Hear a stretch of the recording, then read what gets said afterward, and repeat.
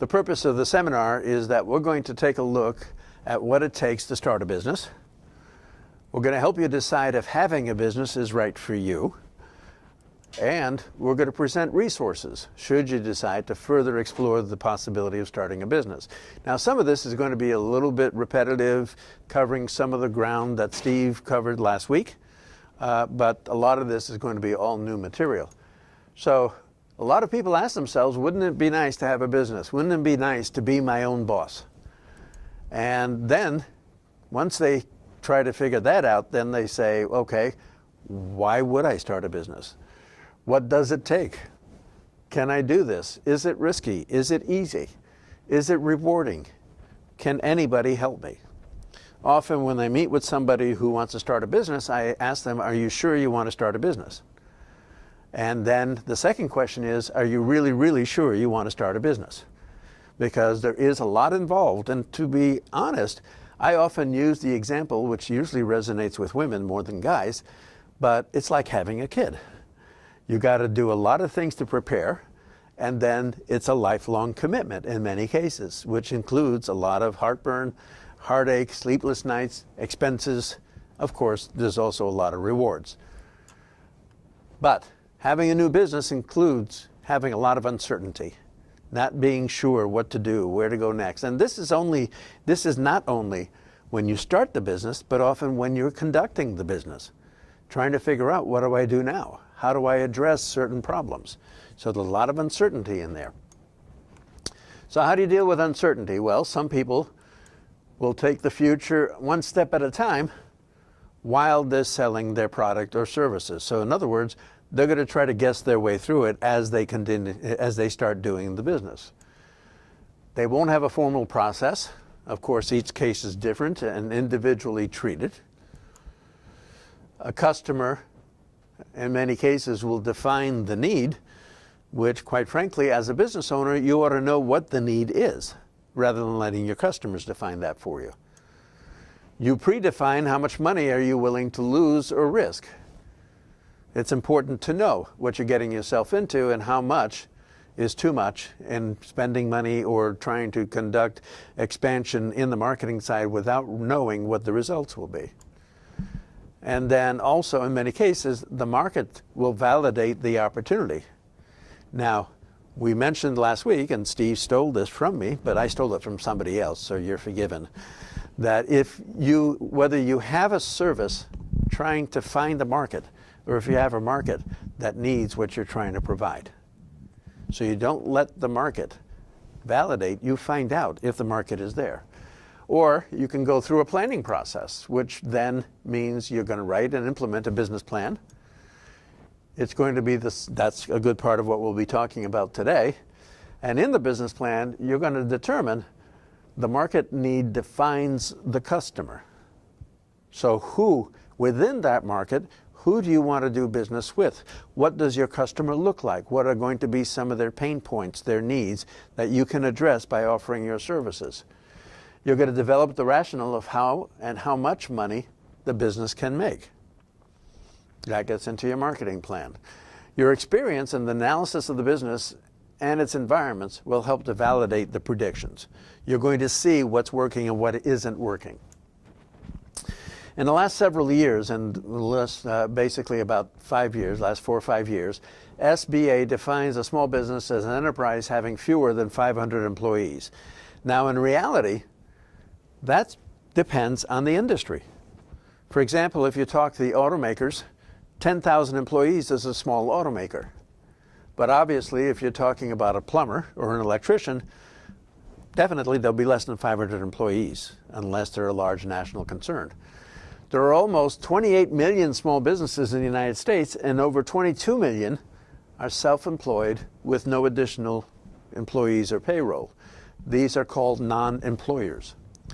Over 50% of the population, the working population, works in a small business. Small businesses generated over 65% of new jobs since 1995. And then we generally have over 500,000 new businesses start up every month, but also a number of businesses shut down. More employer businesses shut down than start up each month. 7 out of 10 new employer firms survive at least 2 years, half at least 5 years, a third at least 10, and a quarter stay in business 15 years or more. So there are a lot of conditions and circumstances relating to the planning, relating to the market, relating to the services. There are going to be a number of different types of things that basically will sort of outlast itself. Have anybody ever tried to find a cobbler? Somebody who can repair shoes lately? There aren't any. Very few. So that's a business that obviously, due to technology and due to the changes in society, is no longer needed. 52% of all small businesses are home-based. And that's getting even more the case as time goes on. I was telling Steve before the class, I was reading something, I think it was Fortune magazine, saying that we are now entering what's called the gig economy. The gig economy is actually providing a small service, a solopreneur, or it could be an LLC, that contracts with someone else to provide the service. One very famous current gig economy type of job is Uber, is having people who will contract with a company to provide the services, and they essentially are self-employed. To classify as a non-employer business, you must have annual business receipts of $1,000 or more and be subject to federal income taxes. So that's a little bit of a cutoff line or defining point for the IRS. About 75% of all businesses are non-employer businesses. 19.4 million non-employer businesses are sole proprietorships. 1.6 are partnerships, and 1.4 are corporations. Now, of course, these numbers will juggle and change through the course of time. On average, a non-employer, so a solopreneur, a small partnership, will have average revenues of $44,000. That was based on 2011. Because of economic downturn, some of that has gone down a little bit, but it generally is going to be in the $40,000 to $50,000 a year range. So why would you start a business? A lot of people start a business because they want to make more money. They want to have personal freedom. They want to be able to determine how they make use of their time. Ego gratification. There's a lot of ego in starting a business, and we know a lot of people who started businesses who are probably all ego. Retirement income. A lot of people these days may be working for a company that doesn't provide retirement benefits. Often you're lucky if you have health benefits or vacation pay. And so in many cases, it's a good idea to have some other form of income that you can put away for retirement purposes, that you can use for investment. Inability to get rehired or retrained, or discomfort with large organizations. There is a big industry going on right now where a lot of people, basically home workers, who don't like working with a large corporation, don't like being another number or somebody in another cubicle. You got people who cannot get rehired or retrained for a number of different reasons. For example, some people who have spent time in jail and have committed a felony will have very difficult time finding a place to work. And when I worked at CAP, we were providing services where essentially someone who is planning on hopefully being out of jail within a period of time could start working on starting their own business, because who else is going to hire them if they can't hire themselves?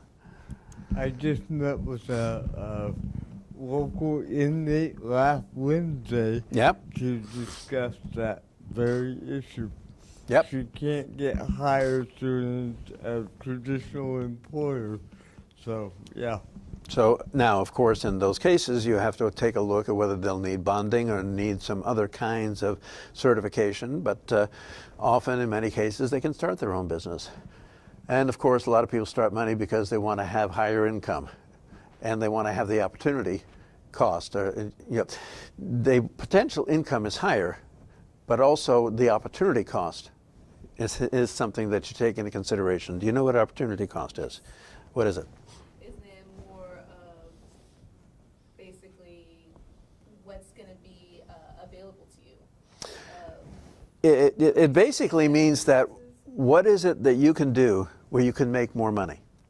For example, an example of opportunity cost is if you're mowing the lawn, you're going to get paid for mowing the lawn. Right. Okay? But if you're a landscaper, and it takes you the same amount of time to mow that lawn, because you're a business owner and you're a landscaper, you're using a better use of your time. You've had an opportunity for greater return, greater income. So in other words, a way to say that too is you get paid according to what you're actually doing. And running a business often will give you the opportunity to earn more money because it's a little bit more expensive to run a business, or you have the professionalism or the training or the opportunity to conduct those types of services at a premium rate. By doing it yourself. By doing it yourself. Gotcha. Yep. Okay.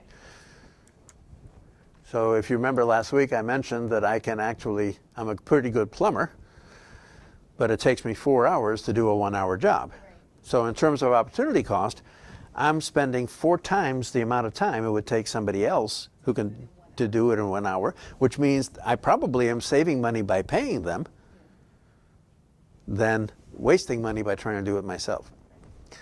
So in setting up if you decide to start a business, what does it take? In setting up a business, you have to know your strengths and weaknesses.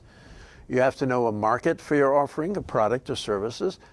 You have to experience, in many cases, have experience in that business. Has to be taken into consideration. You have to have some business management skills. Timing is very important. As I said right now, it might not be a good time to start some businesses because the economy has changed, the needs have changed, the cycle might be wrong. You know, a lot of people say, for example, that if they started their business in 2006, there would have been a problem in 2007 and 2008 because the economy fell out. And a lot of people ran into that. So timing becomes important. You need capital, you need willingness to take risks. Business planning is important. Dynamic execution. I can tell you that a lot of people have made done some good work on business planning, but never got it off the ground because they didn't know how to execute it. And also, seeking advice from day one becomes very important as well. So, knowing your strengths and weaknesses. Are you proactive?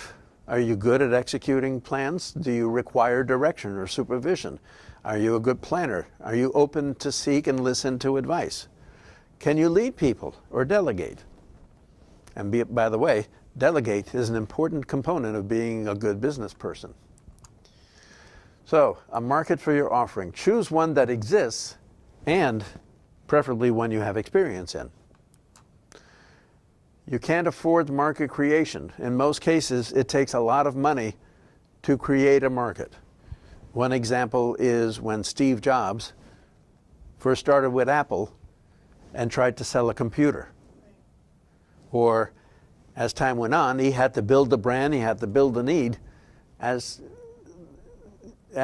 order to be able to sell product, in order to be able to make it more popular. There must be some room for you. So in other words, competitors will defend their share. They're not going to let you just walk in and say, oh, by the way, I'm taking over all of your customers. Saturation breeds losses. Many times you'll hear cases of the market being saturated where there are too many people. I think Steve last week mentioned the fact that if you want to start a coffee shop, you might have a lot of competition. You must have or create an advantage. So in order to avoid getting into saturation, or if you're hitting into an industry that is starting to get saturated, how do you differentiate yourself? How do you make your business different and noticeable by customers that would want to go to your business rather than the others? Is it quality? Is it service? Is it availability? Is it price? And you have to weigh these things individually, because often a lot of businesses are going to choose price to be the competitive element. But the price could be something where you're defining your inability to earn a living. In order to be competitive, they're going to say, well, we're the cheapest. Well, if you're the cheapest, do you have enough money to maintain your business? Do you have good cash flow? And of course, create an advantage to the eyes of the market, not just yours. Many times when you have something that you spend time building and growing, you will value that much higher than the market will. Take a look at how many people who try to sell their homes and find out that the house is worth $50,000 less than they thought it was. Because pride of ownership and obviously the emotion to owning a home often will, in their own eyes, inflate the value of the property rather than what the market will say it is. So you have to look at what the market tells you. If you're in charge, you'll need to have experience in the business. If you choose a business you know and have a passion for it, your best competitors, oh, looks like I missed that. So basically, your best competitors are going to have to align themselves according to what you're providing, or make sure that they actually have their own unique proposition. There's a thing called unique value proposition. What are you bringing to that market that's different and makes you stand out? Of course, experience is necessary or useful in helping to validate your forecasts. If you don't have it, take a job in the business. Many times, the best way to start a business is actually go to work for somebody else doing that type of work and learn the trade before you start your business. During that time, of course, you're also going to be paid. Not a bad way to go. Then and only then, you decide whether you start a business or not. Okay? So some of the skills you'll need in business management are going to be purchasing and selling, or being able to negotiate with contractors, being to negotiate with service providers and supplies and so on, marketing a product or services, properly pricing your offering, hiring and managing employees in some cases, managing inventory, finding and keeping clients. By the way, that's an important distinction. You could find a lot of clients, but the big trick is to keep them too. In many cases, the best way to manage expenses on marketing is to keep going back to the same clients, retain their loyalty, and they'll save you money and make you money through time. Being able to manage cash flow, reading and interpreting financial statements. Now, this one gets a little tricky because a lot of people's eyes glaze over when they look at financial statements. And in many cases, the best way to do something like this is to find somebody who has that skill and delegate. That's why I mentioned earlier, delegation is important. Using them to improve business performance. So using these skills to be able to identify what you need to do to get better at what you're doing. Right timing. Is the economy growing or is it shrinking? Are loans available? If there are available, what's the interest? What are the terms? Offering discretionary income. Offering economic and cycles. So in other words, taking a look at what you have to provide in services, and do you have money in the bank ready to do that? Do you have a product or services that's coming in at the right time of the cycle? If you want to sell Christmas decorations, July 4th is not the best time to come along and sell Christmas decorations. Is it a growth market niche? Is there an increasing demand? Is the offering something that's been accepted by the market? Is it something that has a specific life cycle? Are there certain times where that product or that services is not the best way to provide based on the year, based on the month, the month of the year, that kind of stuff. So in other words, there are going to be many studies that show that a specific type of industry will have an expectation of 7 to 10 year life cycle. I mentioned a while ago about shoe repair. Well, that's succeeded. It's gone past its useful life cycle for a number of reasons. On the capital, a new company must be properly capitalized, and there are a lot of ways to do that. Enough funds to start up and operate the business until self-sustaining. By the way, I often ask people in class, is it better to be self-sustaining, or is it better to have the opportunity to gain profit? Because often the purpose of business is to have profit. Yeah, okay? But there are times where you might not be able to make a profit.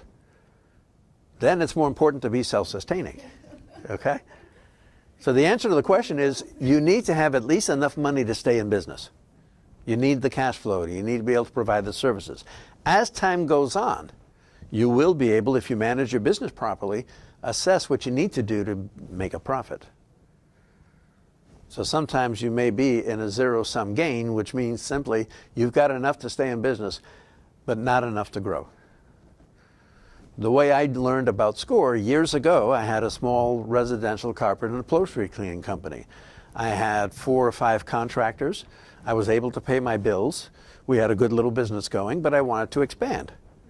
So I went to SCORE and I spoke to a mentor and said, what do I need to do to get financing to expand? He looked at my financials. He says, but you're not making any money. I says, I know. That's why I want to expand, so I can make more money. He says, no, you don't understand. You're basically breaking even, and the bank will not lend you money unless you can show you can repay them. And then couple of years later, I went into the banking and I perfectly understood what they were talking about. Because you can't borrow money unless you can demonstrate the ability to repay. Undercapitalization is a key cause of failure. I guarantee you, if there's any business that goes under in the first year, it's most likely because of this reason. They didn't have a good marketing plan, or they didn't have the ability to continue the cash flow to be able to stay in operation. They were undercapitalized. Sources of funding, it could be your own money, or it could be a partner. And it could be some equity financing, which means that sometimes if you own a home, you can borrow against the equity of the home, or you can borrow against the equity of a vehicle. 20 to 30% is what you need of total capital requirements. You need that cushion. Borrowed money, debt financing, commercial banks, and usually that's hard to obtain, or you can do private loans. In many cases, people will have money that they borrow from their family or from their friends. Sometimes these days, people even go into crowd sharing or crowdsourcing, crowdfunding. Bank loans for existing company is possible if they meet the requirements. New companies, highly difficult because of no track record. Often you can get information through SCORE, through the Small Business Administration, through the Small Business Development Center, through your bank, and new companies, local banks and credit unions, usually the community banks and the credit unions, are going to be more open to talking about capital for business than you would, for example, your Chase or your Bank of America. Even if you're opening up a new bank account for a company? Yes. Really? Yes. Community banks often will specialize in those types of transactions. Financing a business. We have sources that we can talk about, and then other ways of looking at financing in order to be able to start a business. If you want to know the value of money, go and try to borrow some. That's what Benjamin Franklin said. Applying for a bank loan, you need to defend and also be credible in your business plan for an attractive business. Because they don't know what you have in mind, they don't know your experience, they don't know the amount of knowledge, and your business plan will demonstrate what category of those things you have. In other words, if you've had experience, your business plan will show it in your profiles, in your being able to forecast in terms of expenses and revenues. You need excellent personal credit. We talked about this. Business experience helps. You're going to find out many times people are serial entrepreneurs. What that means is that you don't always succeed in the business you're in, but many times people will find out what they did wrong and start a new business. And so that's good experience, finding out what not to do. And then, of course, they need about 30% equity contribution of total capital. It's nice to have that kind of cushion. Collateral for the remaining is 70%. So in other words, in many cases, the bank will not loan you more than 30% of the total value of the business or the things that the business owns. Okay? And then, of course, they'll take a look at previous financial performance, and that's where it goes back to some of the credit score. Do you have an idea what is the business credit source? What is the business credit bureau entity that a bank will often check with? Have you ever heard of Dun & Bradstreet? No. Dun & Bradstreet is like Experian or TransUnion for the person. Dun & Bradstreet actually will develop a business profile credit score. So often it's a good idea to have, what's that? D-U-N-N? D-U-N-N, Dun & Bradstreet. In many cases, especially if you're going to be doing things like a nonprofit, you need to have a D&B trade line in order to be able to have the ability to get funding or have contributions. So a business often needs to have a Dun & Bradstreet profile. You have to be willing to take risks. Obviously, if you're going to walk on the tightrope, you need to make sure there's somebody down there to catch you if you fall. So you're going to have your attorney, your banker, your CPA, or a SCORE mentor. Business planning, it's a process of analyzing and de-risking a business idea. You remember last week I mentioned that risk is an extremely important concept, not only from the point of view of starting a business, but it's also the most important concept within the point of view of business funding and financing. You need to know what you're getting yourself into. Is this supported by market and business knowledge? It's also the foundation. The business plan is a foundation of where you're going to go, how are you going to do it. It's essential. It renders lasting knowledge. One example that's pretty common is if you decide to go on a trip, you can jump in the car and just start driving. Or you could look at a map and figure out where you're going, how long it'll take you to get there. Are you going to need to stop along the way? Are you going to be spending money on meals, on hotel? If you don't plan your trip, you could find yourself without sufficient capital to finish your trip. That could be a problem. So a business plan is a written description, implementation of the plan itself, and then the expected financial results of de-risked business opportunity. You need it to raise capital or sell an idea to a partner or a funding source.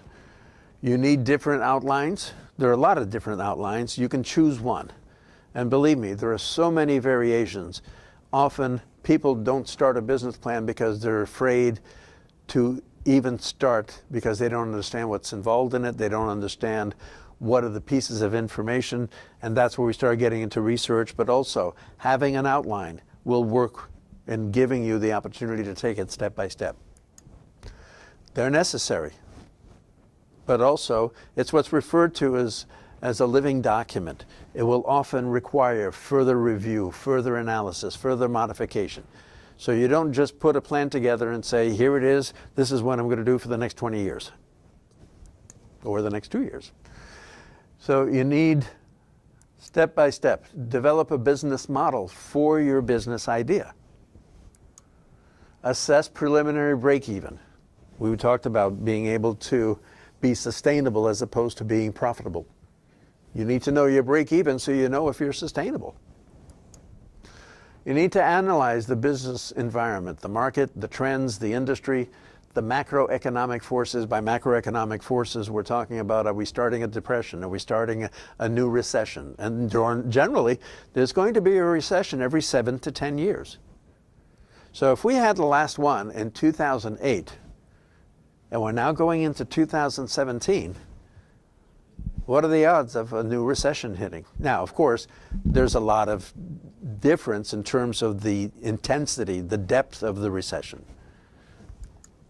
And that determines how long it'll last, too. Assess the financial viability of your planned business. Revisit and adapt your business model. And then write a business plan. Now you'll notice it didn't say write a business plan and then do this stuff. Yeah. Do this stuff and then you'll be ready to start a plan. So, develop your business model describes the logic of how your business intends to make money. If it offers a framework for planning the business, and basically there are several components, often 9 business blocks, 9 different pieces there. Now, 4 main areas are customers. Of course, you don't have a business if you don't have customers. What are you offering? Products, services. The infrastructure. What's your business structured? Is it a solopreneur? Is it a business partnership? We reviewed some of that last week. An LLC. If you're an LLC, you might want to be a C Corp or an S corporation, depending on how you want to file your reports with the IRS. Obviously, you need to know the viability, the financial viability of that business. And then you need to challenge the assumptions. You need to make a plan and then question that to see if it stands up to scrutiny. Because if you go to funding with a bank or a financial institution, they're going to ask you those questions and you need to be able to answer them. Assess alternative strategies. If you decide to do Facebook marketing, are you going to be able to achieve the penetration, the market penetration, the number of customers you need? Or do you need to do any direct mail maybe, which might be more expensive, but for your particular area, your type of service, it might be more, you might have a better return on investment there. Assess alternative strategies. Tools, of course, you need to know how to use either Excel, or you need to be able to have some kind of financial records keeping tool. Paper and pencil, well, most days people are on computer. Business model generation app for the iPad, or there may be other types of business model generation tools. Now, I gave you a tool here which is referred to as the business model canvas. And it actually is broken down into various sections, and you'll notice there are 9 sections about specific areas that you want to look at. So, customer segments, different groups of people or businesses your business would reach and serve. You need to list them. Group customers and segments with common needs, behaviors, or other attributes. Who would be the most important customer? How many? Where are they? Who are they buying from? Why are they buying? How much are they paying now?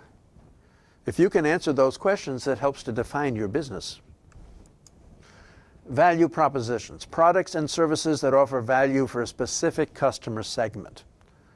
Now, it doesn't mean that you're going to throw it out there and assume everybody needs your business, even though that's very tempting.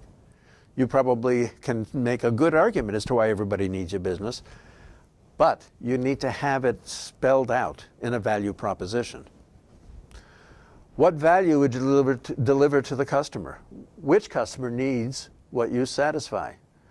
Which customer's problems would you help to solve? Again, we talked about being able to address a pain or an inconvenience or a difficulty that your service or your product will be able to help them address and solve. The analysis of market segments and offerings must answer, what are the market needs? Who, what, how, where, when, how often, how much, why, trends, and also be sensitive to economic cycles. How are those needs presently satisfied? Who's doing it? What are they doing? Are they doing it near me? Are they doing it somewhere else? Is this something that is necessary to share? In other words, you may have an opportunity to learn more about those other service providers in order to be able to see if maybe you can share the market, or there may be some collaborative needs where you provide a service and then refer customers to them who can do a different portion of the service. And then, of course, you always need to compare what your business and their business is like. What are the strengths and weaknesses of present suppliers and offerings? SWOT analysis is something that you'll often hear when talking about business planning. It stands for strengths, weaknesses, opportunities, and threats. Now, you could do a SWOT analysis on the market, looking at competitors. You could also do a SWOT analysis on your own skills, on your own abilities. And in that way, you can find out, what are your strengths, what are your weaknesses, are there opportunities out there, or could there be other threats that could make that opportunity less attractive? There are a number of tools to do that. What does the company need to offer to become a preferred supplier? So sometimes if you're looking for parts and materials and supplies, you want to be able to set up a relationship with the supplier so that you can get the best terms. Sometimes you may be able to extend the credit. So in other words, instead of being required to pay in 30 days, they may extend it to 60 or 90 days. And that's almost like, that is just as good as having a loan, where you've got working capital and you don't have to pay till much later down the road. Quality, service, availability, location, pricing, these are all important characteristics that need to be taken into consideration. Steve, I've got 1:54. When do we, am I already exceeded my time? No. Okay. We're good. We're good? So what's my target? 2? 15 more minutes. Okay. We lost our clock here, so I'm shooting in the dark. The answers are used to develop the marketing plan, the answers to these questions. So the other component, channels. How do you plan to reach your customer segments to deliver your value proposition? You're going to go retail? Are you going to go through e-commerce? What kind of promotions? What kind of advertising? Is it more beneficial for your customer to hear about a radio advertisement than it is to be hearing about it on TV or on Facebook or on LinkedIn? If your business is working with other businesses, you're probably going to have a better result on LinkedIn than going through Facebook or Twitter.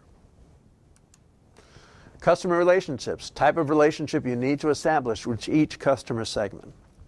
We are actually at a point in time where commerce has basically come full circle. If you remember, during the days of our grandparents, when they started the business, in many cases, they knew all their customers personally. The banker knew who lived in those houses that they borrowed or that they lent money on, and they know who was in that house before.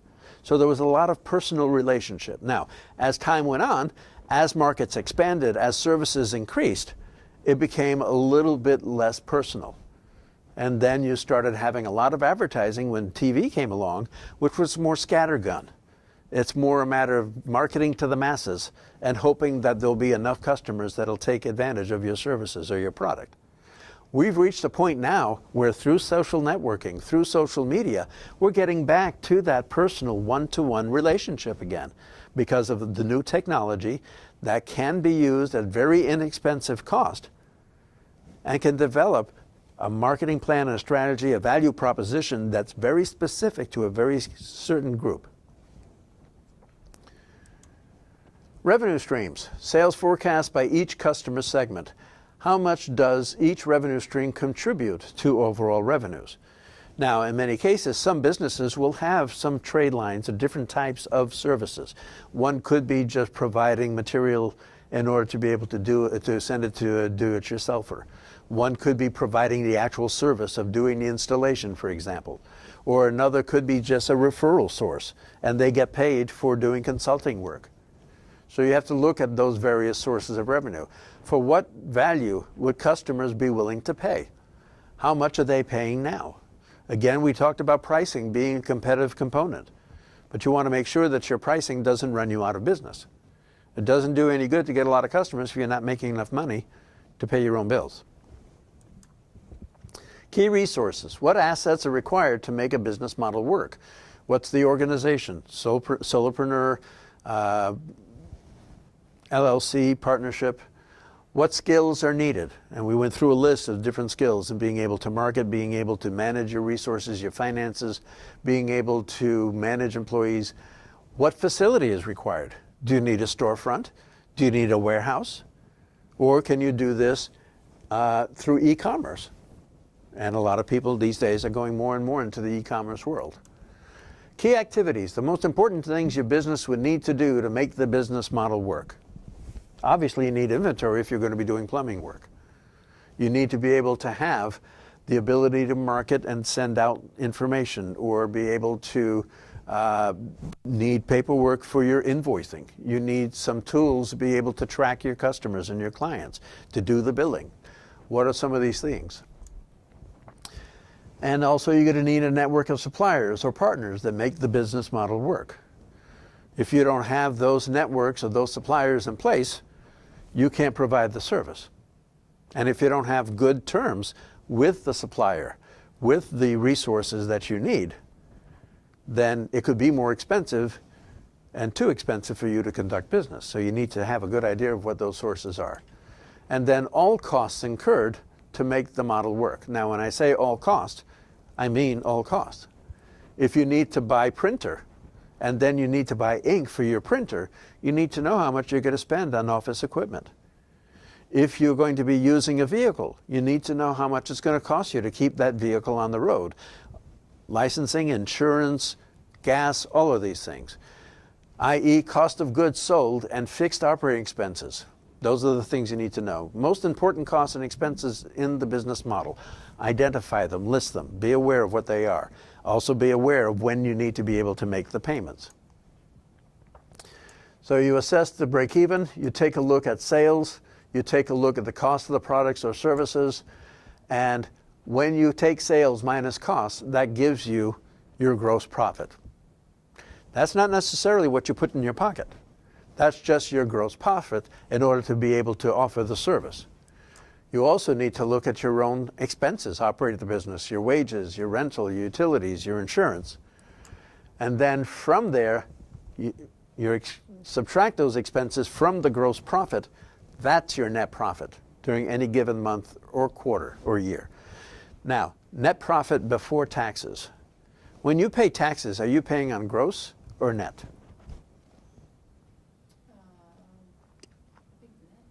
That's right. So you need to know your expenses. You need to know the cost of goods and services in order to be able to determine what's your taxable, which is usually based on net. So sales need to sustain a business when you have the sale and also the cost plus expenses. Then you can determine your break-even point. Now you'll notice the little formula on the side too. Sales 100% minus your cost 55%. You've got a 45% gross profit minus expenses, which is 35%. Your actual net profit is 10%. Is that a good percentage for net profit? Actually, it's pretty good. If you can make 10%, or if you can grow 5 to 10% from year to year, you're doing very well. There's some businesses that might not make more than 1 or 2%, especially for the first several years. The trick is to continue reducing your cost, reducing your expenses, so that you end up having a higher percentage for your net profit. That's where the conducting of business becomes important. Okay, so sales need to sustain the business, do rough estimates early in the planning process, calculate your break-evens, in other words, operating expenses divided by gross margin. This is again a set place and time, a point where you're doing this either for the month, for the quarter, or for the year, so that you know as you're going through that month, that quarter, that year, how do you stand in relation to your break-even. So are those sustainable sales? Or could they be largely exceeded rather? So in other words, if you're projecting a certain amount of sales, can you continue having that level of sales? Or they're going to be, or did you overestimate? And many times a lot of businesses will overestimate what their sales are or going to be. How long to reach break even? So how long is it going to take? Is it 7 days out of the week to break even, in which case you need to work a lot more than you probably planned on it? If you need to break even, I mean, if you're going to break even after 20 days in a month and you're only working 5 days a week, again, you're pretty much just not going to make any money. You need to be able to estimate at what point is your break even through the course of the month or the quarter. Now there's some businesses, a lot of businesses in retail, for example, don't reach break even until they hit the holidays at the end of the year. And that's why they spend so much time and money getting in new employees, part-timers, and doing a lot of marketing and advertising, because that'll determine whether they actually make a profit or not. How much capital do I need to survive till then? Can I raise it? So if your break even will take you 60 to 90 days, do you have enough capital to stay in business during that time to generate the business? Is the business idea viable then? If not, how can I improve it? And we're talking about managing expenses and costs. First, rough validation of a business concept. In other words, this is how you start identifying, is your idea a good idea? Is it sustainable? And then you continue planning or reassess the idea. Okay? So analyze your business environment to understand the impact of external forces in the viability and strategy of your business. Market forces, industry forces. What's the difference between market and industry? The market is like your clients. Yeah. Your consumers. The industries are your competitors. Yes. Key trends. Is it a growing business? Is it a dying business? These days, you probably wouldn't make a lot of money if you were making, what was some of the earlier computers, the Tandy 5000 or whatever. Radio Shack started getting into selling computers, but they couldn't compete with Apple or Microsoft. And they had to get out because the trends were against them. Macroeconomic forces, in other words, the greater economy. So assess the financial viability to plan business, develop and analyze a 3-year financial forecast. Now there's some people who will say you need to develop a 5-year or 10-year. I really believe 3 years about the most that makes sense, because after that you're really guessing. But within 3 years you should be able to have some really good educated guess. Funds needed, what do you need to use that fund? Where's it coming from? How much money can the business make? Is the money going to be available when bills are due? That's your cash flow. And a lot of businesses go out of business because they can't sustain the cash flow. Or some businesses have the cash flow, but then somebody's borrowing the money from the cash register while they're making the money, so they don't have it at the end of the month. And I've worked with businesses like that too. How much the business owns, how much it owes, how much is it worth, and at what point in time. That's your balance sheet. Are financial results acceptable? Are they competitive? Income sensitivity plus benchmarking. Income sensitivity is how much money do you need, and is it necessary, is it applicable to what the industry says in terms of being able to have sufficient amount of that money. So revisit and adapt your business model to fit the analyzed business environment and to adjust it based on financial projections and analysis. That's where you start playing with that canvas. In the business plan itself, we're transitioning a little bit, you're going to have certain components like the executive summary. Now the executive summary is actually the very first section, but as it says, you write that last. You write it based on your statement of purposes, your business description, your market analysis, your manufacturing plan. All of these components need to be in place before you can really put together a good, viable executive summary. And then you have to have dynamic execution. Check out the registration requirements for the business. Take a look at steps for starting a business. Determine the structure, choose the business name, create the legal structure, get the licenses and permits. Get insurance,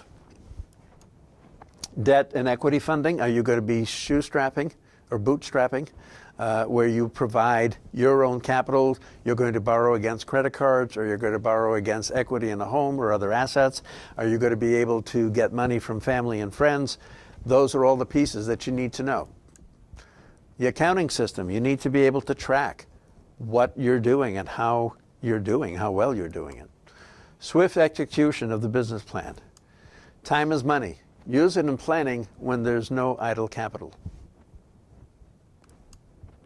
Execution requires discipline and your full commitment and a good dose of luck. Sometimes when I'm working with people, I ask them, how lucky do you feel based on your business plan? Remember, we talked about risk, and we're talking about business plan and de-risking. So you probably would rather have a good plan than try to figure out how lucky do you feel. These are some of the resources. SCORE, of course, a national nonprofit organization tied to the Small Business Administration. We're actually associated, I'm associated with the Vancouver chapter, and then I also have a Longview office here, where we do confidential small business mentoring, business seminars. And if you want to explore any idea, talk to a SCORE mentor, request a face-to-face, and you can do it by appointment by registering at the SCORE website. The office in Vancouver, that's their web address, and then this is where the office here in Longview, which is in the Merck building, that's where I have my office, as well as my phone number if you want to call and set up an appointment. Other tools are going to be Longview Public Library. We have set up a relationship with the public library, and we're going to be offering classes through next year, at least 1 or 2 classes per month for the entire year. You can also go to the library and check their databases. And from there, you can develop a marketing analysis. You can develop a profile of the types of customers and businesses and competitors. Obviously, SCORE, Vancouver Business Resource. There is a magazine up there, which is a very good source of identifying where you can get information, where you can look for vendor relationships, all that type of thing. Small Business Administration, very active, very easy to access.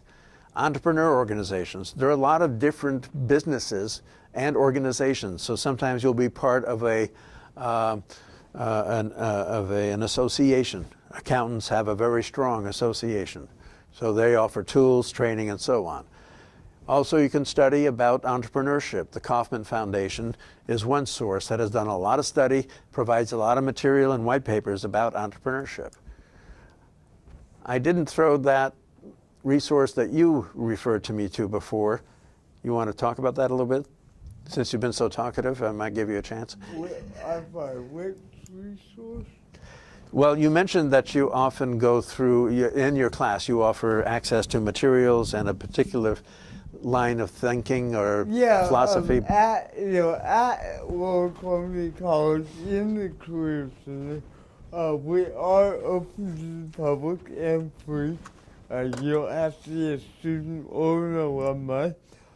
So you are welcome to come into the Career Center. We do have resources as far as small business plans.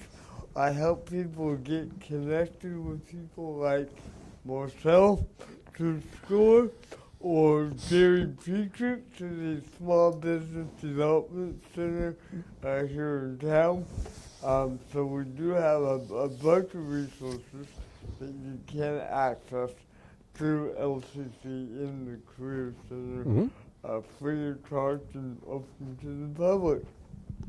So bottom line is, take the time to plan and talk to people who can help you do that planning, ask the questions, identify what's viable, so that as you start getting to the point of whether you're going to start your business or not, you can reach what's referred to as a go, no-go decision. Now in January 14th and 21st, I'm going to be doing a program called Simple Steps at the library, and that is designed specifically to go through that evaluation and that business planning process in order to decide whether you've got a viable, potentially profitable plan, potentially profitable business, or whether you need to go back to the drawing board and amend things or modify things. So I will be getting material and information to you about that. Okay? And just remember that a written business plan is only as good as the number of times that you go back and revisit, reevaluate, retry things, make new assumptions. Rarely is the first plan that you write the one plan that you end up going with. So I think we're reaching our limit, right? Yeah. I got 2:12. Sorry it took a little longer, but We're good. at any time, feel free to get in touch with Steve or myself, and we can sit down with you and evaluate your plan, evaluate your strategies, answer questions. It's all for free.